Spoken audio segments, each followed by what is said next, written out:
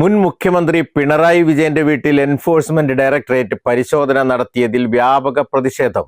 എടവണ്ണയിൽ CPM local കമ്മിറ്റിയുടെ നേതൃത്വത്തിൽ ടൗണിൽ പ്രകടനം നടത്തി. CPM നേതാക്കളെയോ പ്രവർത്തകരെയോ വേട്ടയാടാൻ അനുവദിക്കില്ലെന്ന് ലോക്കൽ കമ്മിറ്റി ഭാരവാഹികൾ പറഞ്ഞു.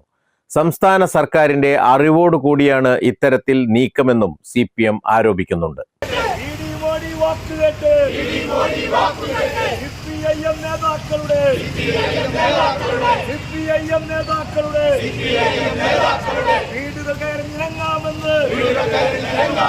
വീടുകൾ കയറി നിരങ്ങാമെന്ന് വേണ്ട നിങ്ങൾ കരുതണ്ട,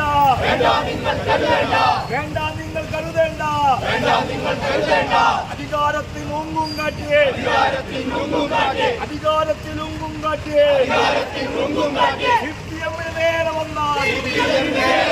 CPM-ന് നേരെ വന്നാൽ തിരിച്ചടിക്കും കട്ടായം.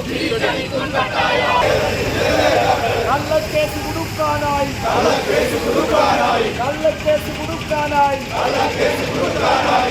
വേട്ട നടത്തുന്നു.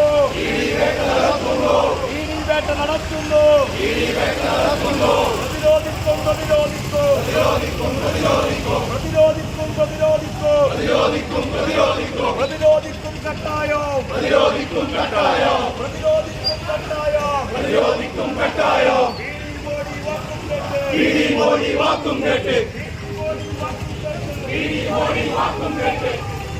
ഇവിടെ കേരള സംസ്ഥാനത്ത് നമ്മുടെ സംസ്ഥാനത്തിന്റെ ചരിത്രത്തിൽ ആദ്യമായി ഒരു പ്രതിപക്ഷ നേതാവിൻ്റെയും മുൻ മുഖ്യമന്ത്രിയുമായ ഒരു പ്രതിപക്ഷ നേതാവിൻ്റെ വസതിയിൽ യാതൊരു കാരണവുമില്ലാതെ നേരിട്ട് കയറി ചെന്നുകൊണ്ട് കേന്ദ്രത്തിൻ്റെ അന്വേഷണ ഏജൻസിയായ എൻഫോഴ്സ്മെന്റ് ഡയറക്ടറേറ്റിലെ ഉദ്യോഗസ്ഥന്മാർ അദ്ദേഹവുമായി കുലബന്ധം പോലുമില്ലാത്ത ഒരു കേസിൽ അദ്ദേഹത്തെ കക്ഷി ചേർക്കാൻ, അദ്ദേഹത്തെ പ്രതി ചേർക്കാനുള്ള രാഷ്ട്രീയമായ ഒരു അജണ്ട നടപ്പിലാക്കുന്നതിന് വേണ്ടി മാത്രമായി കേരള സംസ്ഥാന ഗവൺമെന്റിന്റെ ഒത്താശയോടുകൂടി അതിശക്തമായ പോലീസ് ബന്ദോബസ്ത് ഒരുക്കി കേരളത്തിലെ പ്രതിപക്ഷ നേതാവിന്റെ വസതിയിൽ കടന്നു ചെന്ന് ഇന്ന് രാവിലെ 7 മണി മുതൽ ഉച്ചക്ക് ശേഷം 3 മണി വരെ ഈ സംസ്ഥാനത്തെ ജനങ്ങളുടെയാകെ മനസ്സിനെ ആശങ്കയുടെ മുൾമുനയിൽ നിർത്തിക്കൊണ്ട് കേരളത്തിന്റെ അന്വേഷണ ഏജൻസി നടത്തിയ രാഷ്ട്രീയ നാടകത്തിനെതിരായ ശക്തമായ പ്രതിഷേധമാണ്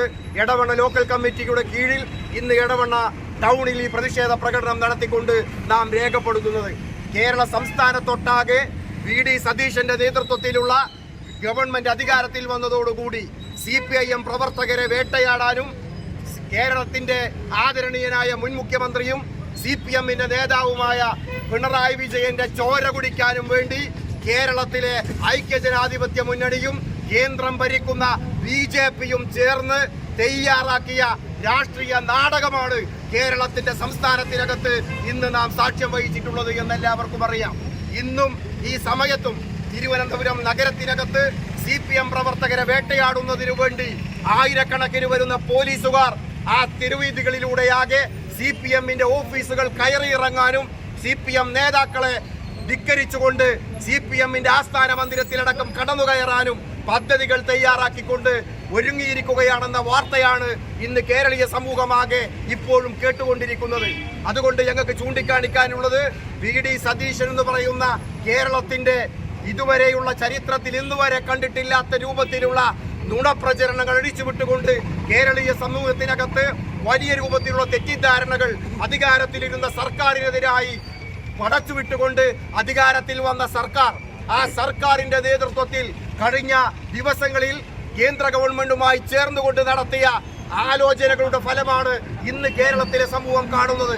കഴിഞ്ഞ 2 ദിവസം മുമ്പാണ് കേരളത്തിന്റെ മുഖ്യമന്ത്രി മേനോൻ VD സതീശൻ ന്യൂഡൽഹിയിൽ പോയി പ്രധാനമന്ത്രിയുടെ ഔദ്യോഗികമായ ഓഫീസ് ഒഴിവാക്കി നരേന്ദ്രമോദിയുടെ വസതിയിൽ പോയി നരേന്ദ്രമോദിയെ കണ്ട് അദ്ദേഹത്തിന്റെ സൽക്കാരം സ്വീകരിച്ചുകൊണ്ട് ചർച്ച നടത്തി.